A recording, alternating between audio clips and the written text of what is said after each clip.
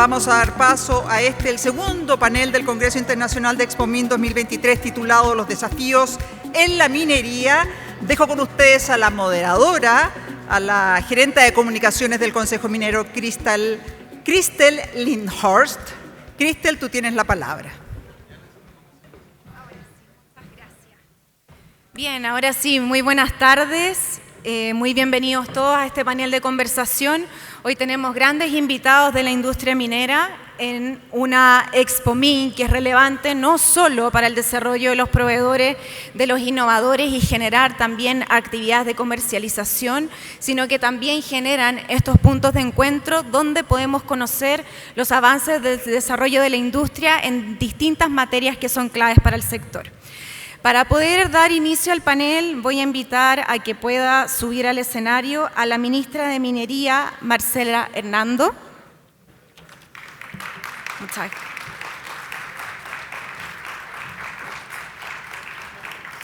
También quiero invitar a la presidenta del Congreso Expomin y vicepresidenta de Tec Sudamérica, Amparo Cornejo.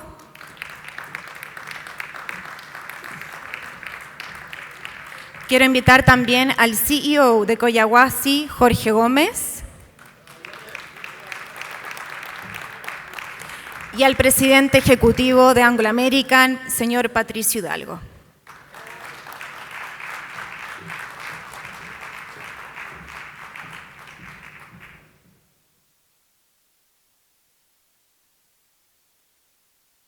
Esto lo voy a tomar desde acá. Ahí mejor. Perfecto. Primero que todo quiero darle las gracias a los panelistas que nos están acompañando hoy. Dar unas excusas pertinentes al caso, dado que el seminario se atrasó un poco, vamos a tener que excusar con anterioridad a Amparo y a la ministra que se van a tener que retirar un poquito antes. Por lo mismo, muchas gracias, mucho más cómodo. Muchas gracias. Por lo mismo quisiera partir con la ministra Marcela Hernando. Ministra, Chile posee las mayores reservas de litio a nivel mundial y esto nos sitúa en una instancia de privilegio, sobre todo ante la transición energética que va a necesitar el país. El presidente anunció la semana pasada la Política Nacional del Litio y por lo mismo sería muy interesante que usted nos pudiera contar cuáles son los pilares fundamentales que permitirían desarrollar esta industria en el país.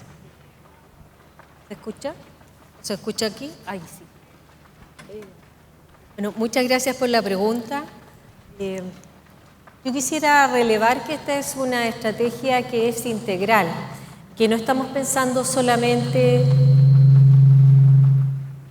en el corto plazo y el cómo aprovechamos este boom del litio, que sí nos interesa aprovecharlo, pero también dejamos instalada una industria construida sobre esto. Y entendemos que la única forma de hacer eso es pensar en una industria que se desarrolle y agregue valor aguas arriba y aguas abajo. Uno de los pilares importantes para nosotros es el Instituto Tecnológico del Litio, porque el instituto esperamos que no solamente permita atesorar, reunir todo lo que significa conocimiento y experiencia en materia de litio. Estamos mal, parece, ¿eh? Sí, hay como un eco en el... Ahí sí, puede ser, ya. Y en ese contexto hay que improvisar siempre, ser flexible. Y en ese contexto esperamos que sea precisamente el Instituto Tecnológico del Litio el que nos permita adelantarnos, por ejemplo, a la aparición de sustitutos. Mucho se ha hablado a propósito de los sustitutos. Nosotros entendemos que dentro de los tres principales usos en los que es intensivo el litio, hay algunos donde es más fácil reemplazarlo que en otros y hay otros donde todavía sus características físico-químicas hacen que siga siendo más difícil de reemplazar. Pero por sobre lo que significa el boom en materia de precios, tenemos que entender que a propósito del cambio climático y la aparición de nuevas empresas que estén produciendo, y bienvenidas todas ellas, porque la verdad es que entre todos no nos va a alcanzar para abastecer toda la demanda del mundo. El precio se va a estabilizar. Sin embargo, la necesidad que tenemos, y como Latinoamérica me gustaría relevar que tenemos un desafío de enfrentar lo que significa para el mundo el que seamos los principales reservas, no solamente de litio, sino que también de cobre y otros minerales que han sido calificados como críticos por algunas potencias de otros países. Entonces, en ese contexto, los pilares son, por una parte, avanzar en lo que es desarrollo tecnológico, para que esto se transforme en una industria, que no solamente estemos exportando, yo diría, y me gustaría relevar algo que nos pasó el otro día en la Universidad de Antofagasta con el presidente. Le pasaron, dentro del proceso de construir una batería de litio, le pasaron una lámina de cobre y el director del laboratorio le dijo: lamentablemente esta lámina de cobre la compramos en China. Y también cuando usó litio para hacer la pila, era un litio que estaba en una botella y decía: esto también lo traemos de China. Eso es lo que nos gustaría superar con esta riqueza, el poder desarrollar una industria en torno a esto y que haya un desarrollo territorial. Yo diría que esta es una política con una fuerte impronta de los territorios. La mayoría de los salares que están conocidos e identificados están entre la tercera y la segunda región, y por lo tanto nos parece absolutamente lógico que allí se instalen algunas de los componentes de esta industria, y eso esperamos que signifique desarrollo para esas regiones. Muchas gracias, ministra. Quisiera preguntar a Amparo, principalmente por... Genial, se escucha con todo lo que tiene que ver con el desarrollo local. En el sector minero están presentes las faenas en 7 regiones del país, hay más de 3.500 proveedores que participan de la industria minera, pero tenemos grandes desafíos en cómo además sacar mayor provecho a ese desarrollo local y cómo también toda esa tecnología e innovación que desarrollan los proveedores se puede exportar a otros países fuera del Chile. A ver si me va bien con el micrófono, parece que se escucha. Es cierto, yo creo que tenemos una oportunidad y un espacio para fortalecer mucho más la relación con las comunidades y sobre todo con el desarrollo de proveedores locales. Creo que todas las empresas, todos estamos enfocados en ello, tenemos programas de capacitación, tenemos programas de fomento de pequeñas empresas, pero quizás todavía esto está como en una esfera muy de responsabilidad social, como una buena práctica, como algo, como una extensión hacia la comunidad, y yo creo que cuando podamos incorporar la cadena de proveedores locales de manera más intensiva al core del negocio, creo que efectivamente el impacto va a poder ser mucho mayor. Y creo que además eso va a permitir mucha más legitimidad en nuestras operaciones. Y muchas veces son, y aprovechar que está Jorge aquí, son oportunidades que no necesariamente puede hacer una empresa sola. Creo que hay una oportunidad que tenemos las compañías cuando actuamos en un mismo territorio de poder buscar opciones de trabajo conjunto, de alianza, de sinergia. Entonces, creo que ese es un factor muy relevante. Nosotros con el proyecto que acabamos de construir nos enfocamos, dijimos, hagamos un programa de desarrollo local, de proveedores, un programa de capacitación, hicimos un programa que ha impactado cerca de 3.000 personas, pero creo que todavía nos falta meterlos más dentro de la estrategia del negocio. Creo que cuando hagamos eso, porque estamos obviamente súper concentrados en temas que son muy core del negocio, y muchas veces vemos esto más como en la periferia, más como en la gestión social.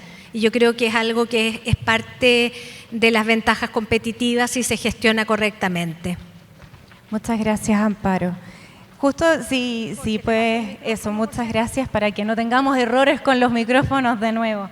Yendo muy en la línea con lo que comentaba Amparo y el desarrollo que ha tenido también Collahuasi en la zona, quisiéramos saber, Jorge, ¿cuáles son las estrategias o planes de trabajo que ustedes han incorporado con el desarrollo de las comunidades en la zona donde Collahuasi se ubica?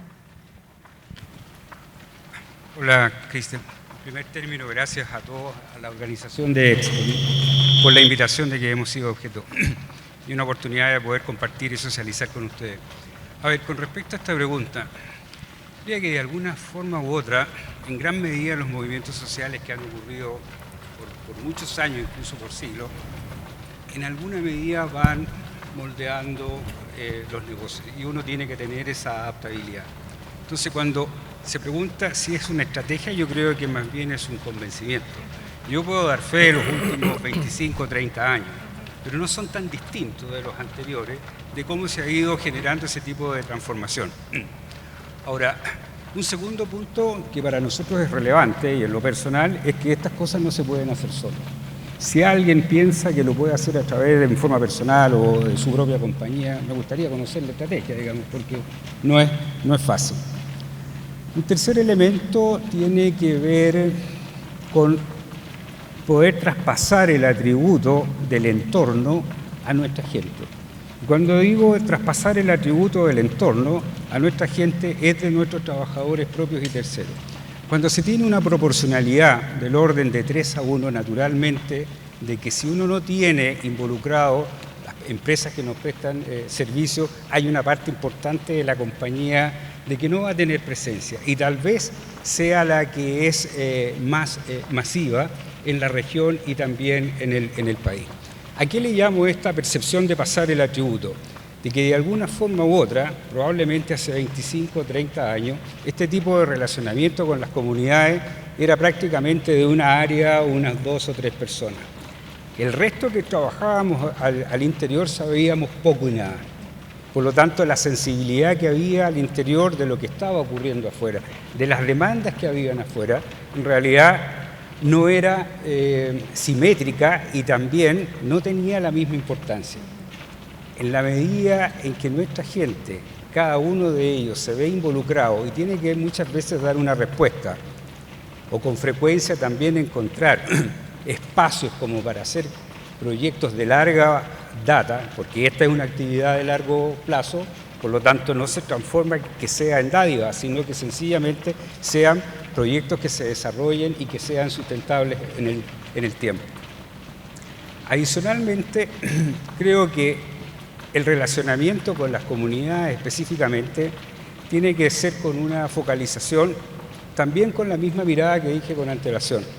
En el caso nuestro nos ha redituado, yo diría no en forma económica, sino que socialmente, en que hemos puesto nuestro empuje en lo que es la educación. No somos un experto en educación, por cierto, hemos construido una fundación que coadministra 3 liceos, yo diría que de una forma muy exitosa, y que caramba que después de 8 o 9 años, ver cómo se cambia el semblante y el core de la familia, de muchas familias que son absolutamente desprotegidas, en que es como la primera generación de niños que son profesionales.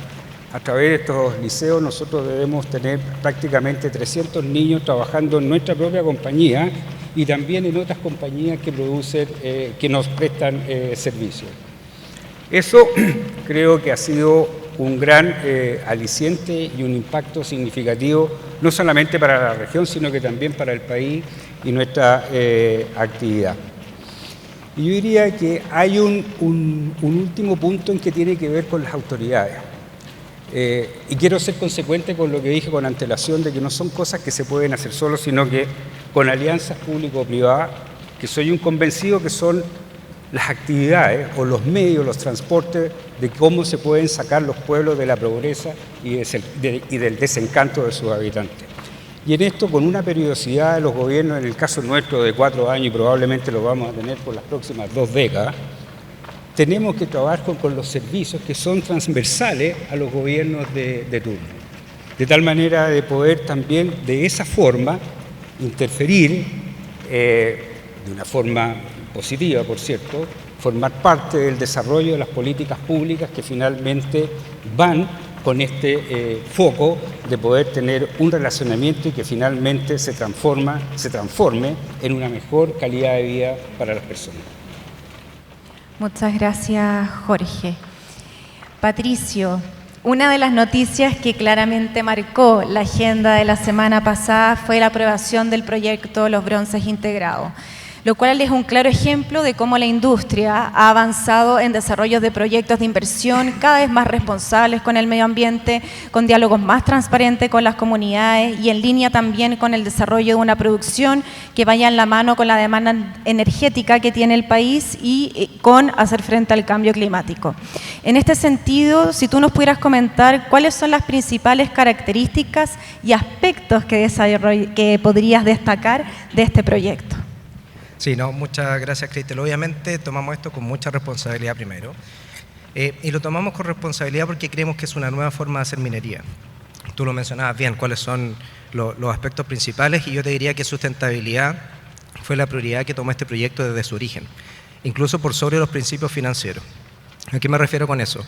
Nuestros principios desde el inicio del proyecto fueron, uno, no impactar la biodiversidad, de hecho generar un impacto neto positivo.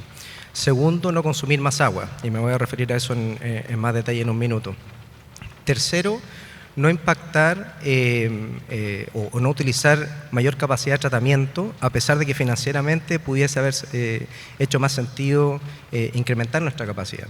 Y por ende, no incrementar la capacidad permitida a la fecha, en términos de tranques de relave ni de depósitos de estéril. Entonces, siendo más específico, cuando nosotros pensamos en este proyecto, dijimos, ¿cuáles son aquellas cosas concretas que nosotros realmente podemos hacer para transformar la forma de hacer minería? Y me gustaría marcarlo en 3 o 4 puntos. Primero, el agua, un recurso tan escaso, ¿cierto?, que cada vez se hace más complejo gestionarlo. En términos de agua, nosotros ya reutilizamos aproximadamente el 89% del agua que consumimos. Como te dije, parte del proyecto, parte de los principios del proyecto es no utilizar más agua, pero alrededor de este proyecto se habilita algo que es sumamente relevante. Nosotros ya públicamente mencionamos que vamos a ir con un proyecto de una desaladora en la quinta región. En una primera etapa, esa desaladora tiene una capacidad de 500 litros por segundo, de la cual no solamente nos permitirá abastecer nuestras operaciones, sino que parte de esa agua vamos a entregarla a las comunidades aledañas para ayudar de alguna manera a resolver un tema estructural que es la sequía. Habilita una segunda etapa que todavía no se aprueba, pero que son otros 500 litros por segundo, pero que estamos pensando de manera bien innovadora, y es cómo nosotros pudiésemos utilizar esa segunda etapa para entregar esos 500 litros por segundo a las comunidades, sobre todo en sectores aledaños nuestros que están sufriendo mucho por la sequía, y hacer un canje para nosotros tomar aguas hervidas, aguas tratadas. Entonces, es una manera distinta de pensar en cómo resolver problemas no solamente a nivel local, no solamente a nivel de la operación, sino que a nivel comunitario. Segundo, desde el punto de vista de emisiones. Nosotros como Anglo American tenemos el compromiso público de llegar a 0 emisiones al 2040. ¿Ya? Yo tengo la esperanza y tengo la convicción de que en los bronces podemos llegar antes. ¿Ya? No me hagan un quote en eso, miren que si no mi jefe me va a retar, pero tenemos la convicción porque en Chile tenemos una configuración bastante particular. La única forma de que mis operaciones puedan llegar a ese nivel es a través de hidrógeno verde. ¿Ya? Y hemos avanzado bastante en ese sentido. No olvidar que pudimos materializar la primera planta de hidrógeno verde en el país. Se generó la primera molécula de hidrógeno verde en la planta Las Tórtolas. Pudimos hacer el lanzamiento del primer camión minero impulsado por hidrógeno verde, el cual, de nuevo, tengo toda la convicción de que lo podremos traer pronto al país. Y además lanzamos hace un par de semanas atrás un estudio que busca evaluar la factibilidad de un valle de hidrógeno verde en la zona central. Como sabemos, el norte ha avanzado bastante, el sur de Chile ha avanzado incluso más, pero la zona central la verdad es que todavía no. Y nosotros hicimos el lanzamiento de este estudio justamente para poder viabilizar el ecosistema requerido para el hidrógeno verde en la zona central. ¿Ya? Entonces, con eso nosotros efectivamente podríamos lograr que nuestra operación y que los bronces en particular sea la primera mina 0 emisiones de alcance 1 y 2. Recordar que el alcance 2 nosotros ya tenemos 100% de energías renovables y además tenemos el compromiso público de reducir alcance 3, ¿ya? En 50% de aquí al 2040. Y tercero, no quisiera dejar de mencionar desde el punto de vista de pensar en el valor mucho más allá de lo que significa nuevamente el valor financiero, pero segundo, que no sea el valor local ni solamente en las áreas de interés, sino que cómo nosotros realmente podemos contribuir a partir de un proyecto minero en resolver temas estructurales a nivel país. ¿A qué me refiero con eso? Cuando evaluamos la situación de la calidad del aire en la región metropolitana, producto de la evaluación del proyecto, dijimos cómo realmente nosotros podemos contribuir a resolver el problema estructural que tiene hoy día la región metropolitana y el Gran Santiago, más allá de lo que sea el proyecto o las zonas aledañas al proyecto. Y es por eso que nuestro compromiso fue que en vez de compensar el 120% de las emisiones de polvo que se van a generar, que es lo que exige la regulación, nosotros fuimos más allá y decidimos ir a compensar un 150% de las emisiones. Y eso es un principio que es producto del proyecto. ¿Cómo lo vamos a hacer? Nosotros hemos comprometido el reemplazo de aproximadamente el 90% de los calefactores a leña que existen en toda la región metropolitana, en un programa que ya existe, que tiene una componente de economía circular además, que es un gran beneficio, y que busca justamente tratar de apoyar y adelantar el cumplimiento de la norma PM2,5, que es la más nociva para la salud de las personas. Esperamos, ojalá, dentro de la década, ¿ya? Entonces, en estos 7 años que quedan, poder hacer un reemplazo masivo de calefactores, de aproximadamente 70.000 calefactores, claramente una tarea bien importante, pero justamente por eso te decía al principio, que tenemos la responsabilidad ahora de materializar esos compromisos y demostrar que a través de un proyecto minero se pueden resolver temas a nivel país, temas a nivel de una ciudad como Santiago, y dejar de pensar en el valor local, sino que valor social mucho más holístico. Muchas gracias, Patricio. Entiendo que nos va a tener que dejar Amparo. Muchas gracias por acompañarnos, Amparo, un gusto. Gracias. Ya, ministra, voy a continuar con usted. Dado lo que hemos conversado en este panel, existen grandes aspectos estratégicos en cuanto a la demanda de cobre que se va a necesitar para hacer frente a desafíos como la descarbonización, cambio climático, transición energética. Sin embargo, en nuestro país hemos notado que existió un retroceso en la producción de cobre y quisiéramos saber desde el Ministerio cómo explican este fenómeno y cuáles son las perspectivas futuras que ustedes tienen. Hay una serie de razones por las cuales uno observa esta especie de bache que se ha producido en la producción y entendemos que es una situación transitoria que en parte se debe al envejecimiento de los yacimientos, a que estas leyes son mucho más bajas, que los obligan también a asumir nuevas tecnologías, pero dicho eso, también es cierto que se han atrasado una cantidad importante de proyectos que son estratégicos. En Codelco tenemos atrasados la mayoría de los proyectos estructurales, pero entendemos que esto tiene perspectivas de que en los próximos años se va a recuperar.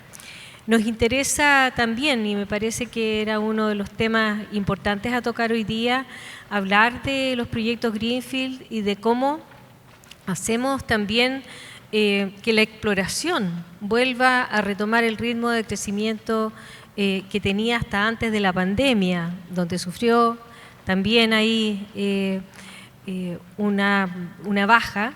El año pasado tuvimos un aumento significativo, 6,9% de aumento, 713 millones de dólares se invirtieron en exploración en el año pasado, el año 2022, y esperamos que esto siga así.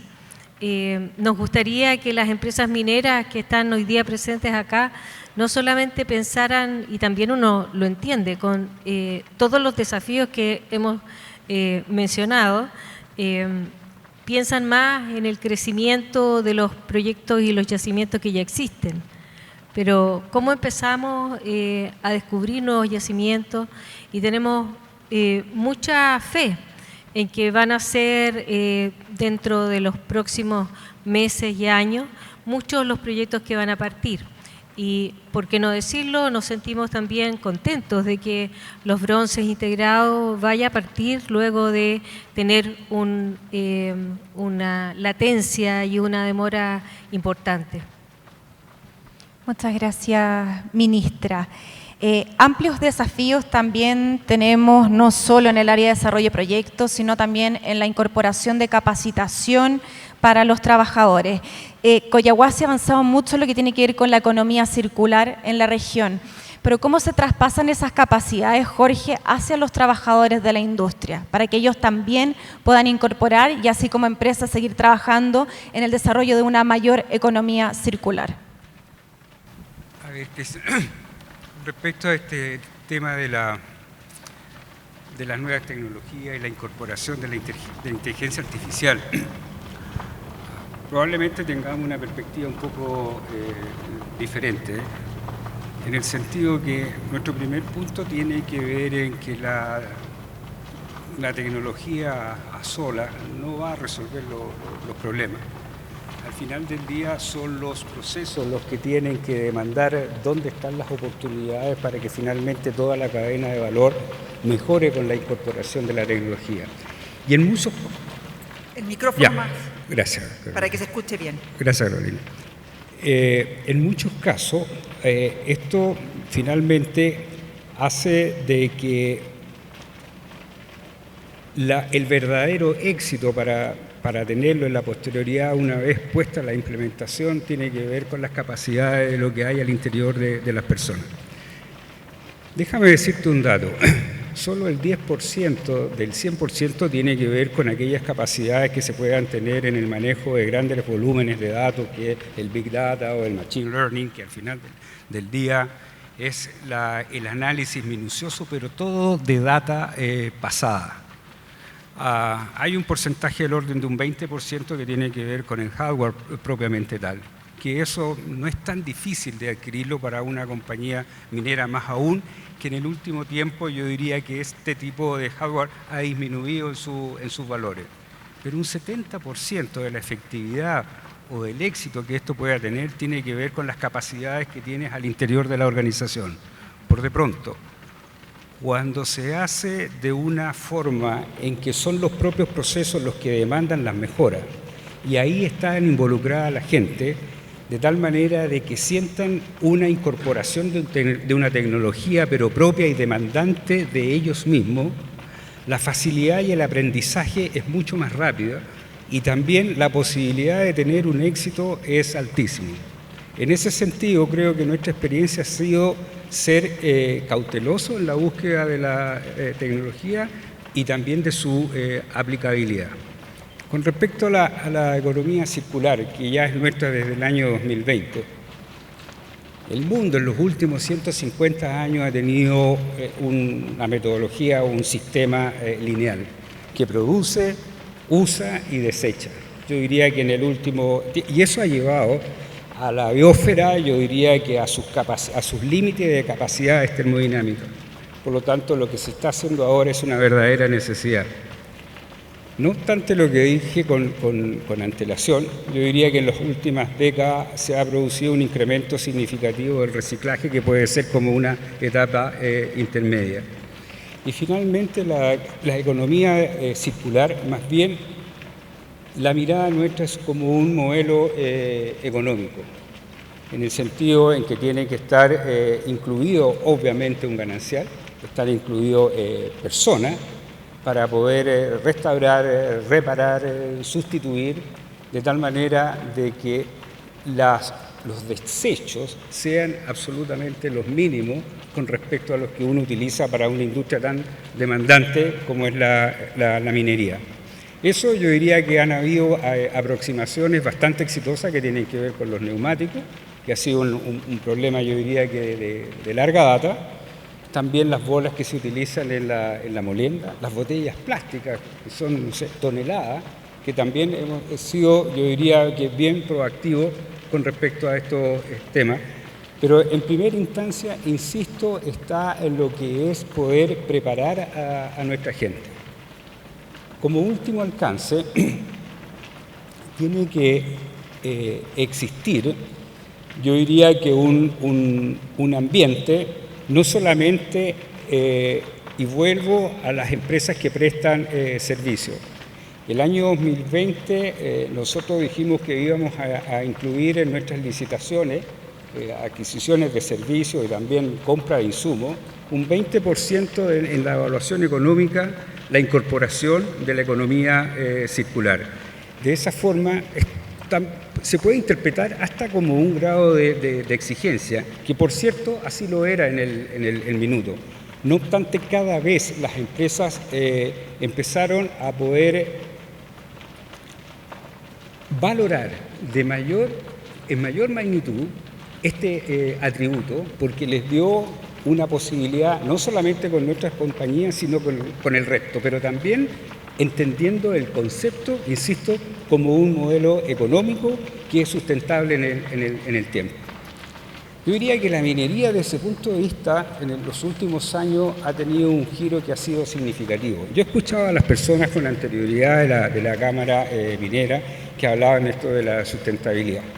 Probablemente hace 30 o 35 años atrás los accionistas, que son más bien tradicionales, los accionistas de la minería, tenían como una primera prioridad o como una prioridad importante lo que era finalmente su estado financiero.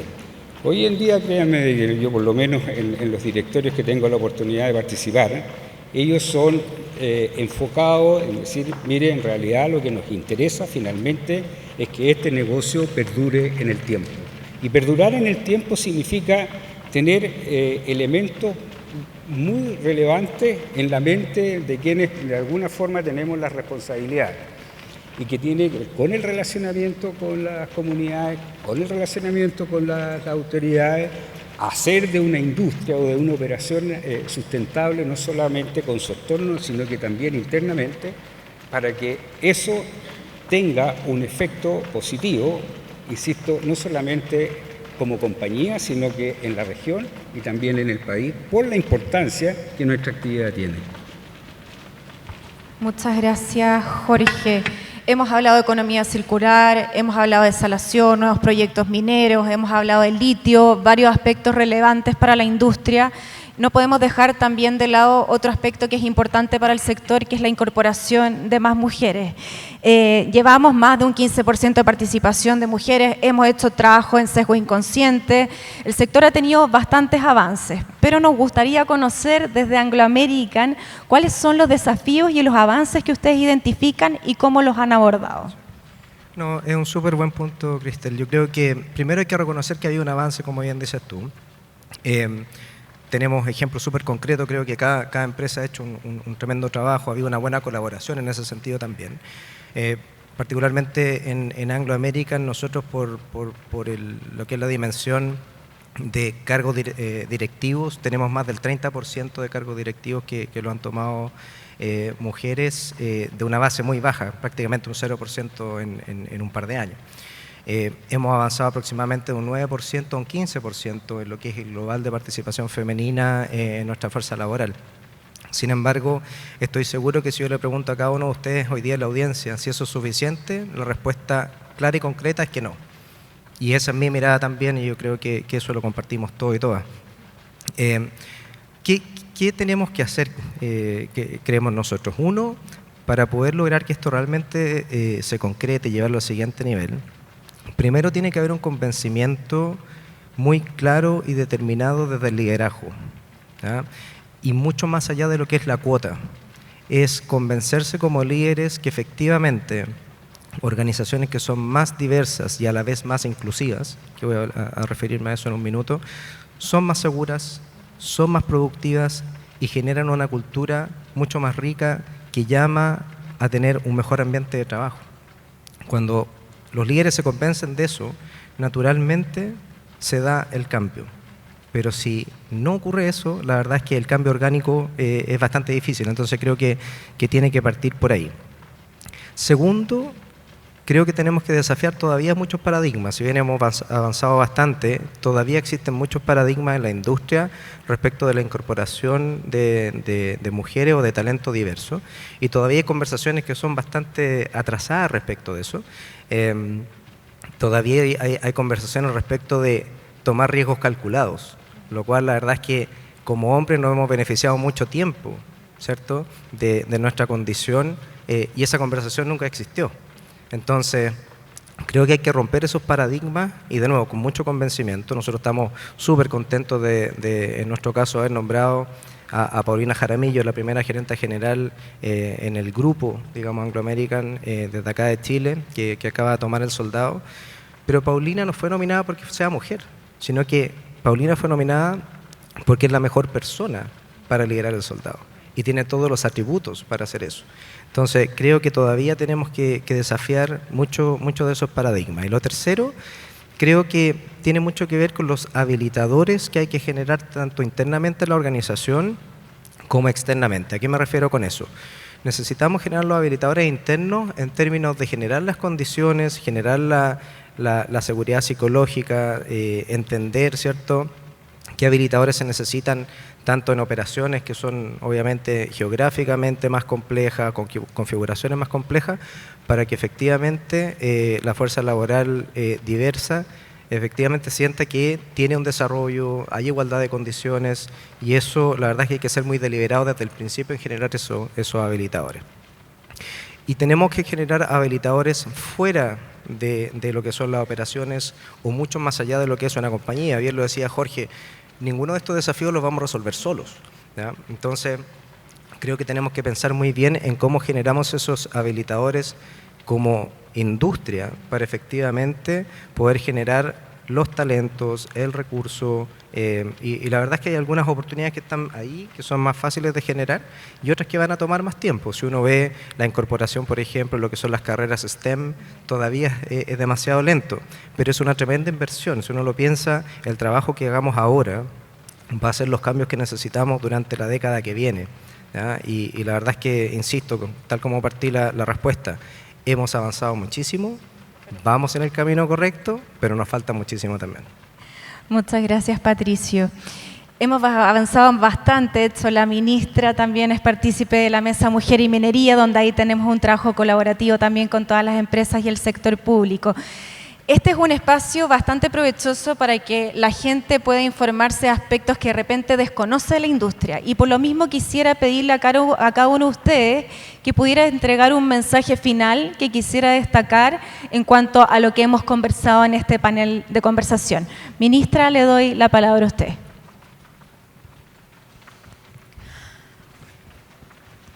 A ver. A mí me gustaría destacar algo que está flotando en el ambiente desde la inauguración de esta mañana. Yo diría que fueron 3 discursos bien motivantes y probablemente alejados de las cifras, de los números, fueron más bien a temas que hoy día realmente nos hacen pensar a todos y a reflexionar. Si uno mira el panel anterior, también había mucho de eso. Mucha pregunta sobre cómo en su país la política influye en tal cosa. Y de las cosas que se dijeron, a mí me gustaría destacar una frase que dijo el presidente respecto de que hay que bajar los puentes, hay que tender puentes y bajar las resistencias. No sé cuál fue la palabra exacta que usó. Y lo relaciono con lo que decía Amparo respecto del tema de las confianzas. Se ha hablado mucho también a propósito de que esta semana esperamos que se apruebe el royalty en el Senado y que luego pase rápido por la Cámara. La verdad es que como ministerio, en conjunto con el Ministerio de Hacienda, hemos hecho esfuerzos de diálogo importantes por aproximar posiciones. Yo creo que nadie puede negar que ha habido esa disponibilidad a escuchar y a acercar precisamente esas posiciones. Y en ese contexto, a propósito del lanzamiento de la estrategia del litio y de lo que ocurre hoy día, no solo en el mundo, sino que en Chile, es cómo todos nosotros, y esto lo acaban de decir mis dos colegas de panel, no se hace solos, se hace entre todos y se hace con mucha colaboración público-privada. Y en ese contexto también a invitarlos a dialogar porque la oportunidad es hoy día. Y este es un gobierno que está consciente de aquello. Yo soy vieja en este tema y por lo tanto sé lo que significa que cada 4 años el péndulo se inclina de lado a lado, más en los últimos años, y que las políticas parecieran ir de un extremo al otro extremo. Para avanzar en el largo plazo necesitamos construir cosas entre todos de futuro y ese es el llamado que yo haría, a seguir conversando y dialogando y siendo capaces de entender que podemos pensar diferente, pero que igual podemos ponernos de acuerdo porque al final todos lo único que queremos es progreso y desarrollo para todos los chilenos. Eso, muchas gracias. Muchas gracias, ministra. Jorge, ¿algún mensaje que quiera entregar para cerrar? Gracias. En realidad es como que vuelve el momento.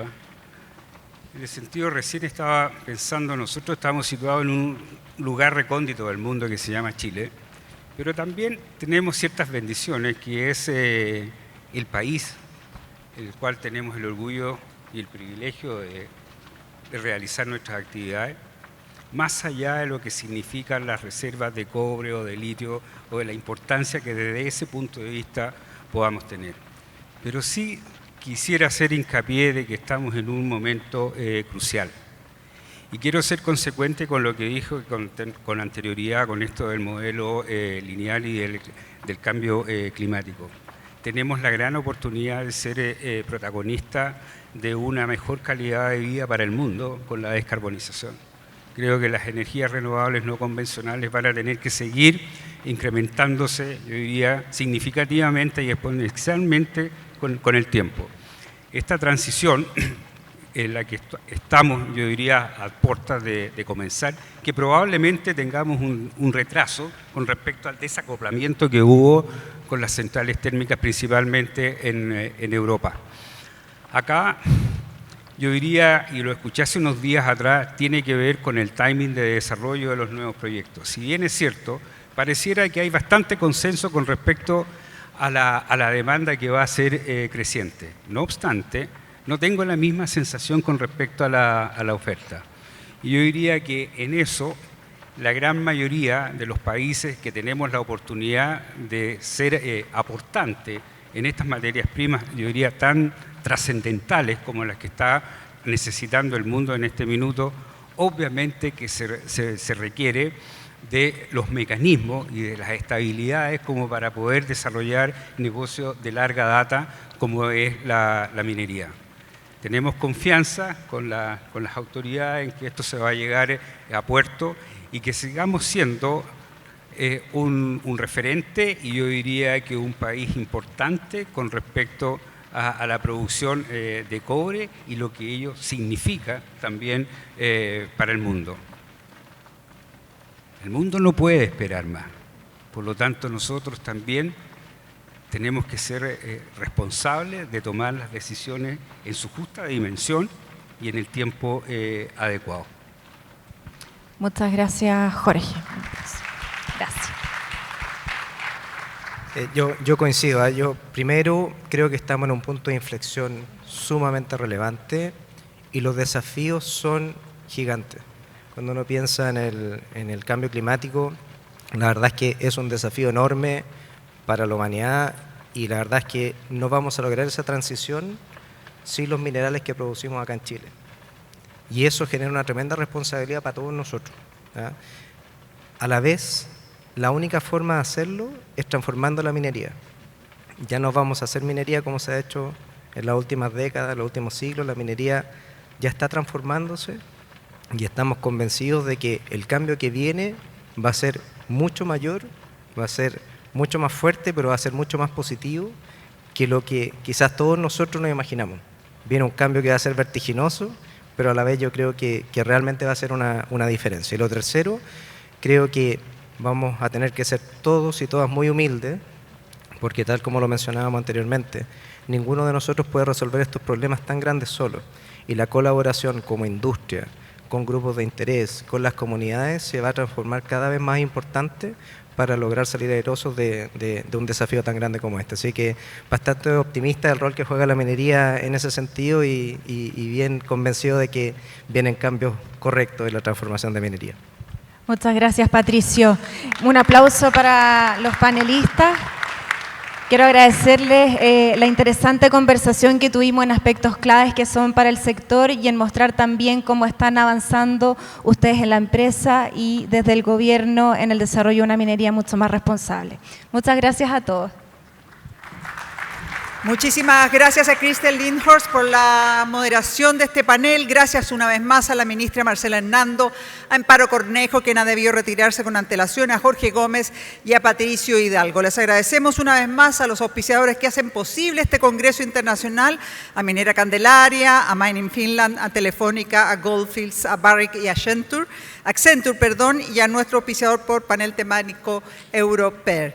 También los dejamos cordialmente invitados para mañana, el segundo día del Congreso Internacional en el marco de Expo Min 2023 y que será definido como el Día de la Sustentabilidad. Comenzamos a las 9:30 horas en este mismo lugar y ahora están todos cordialmente invitados e invitadas a un Cheese and Wine que se va a ofrecer en el Salón Cordillera a un costado de la piscina. Que tengan un buen regreso a casa. Hasta mañana.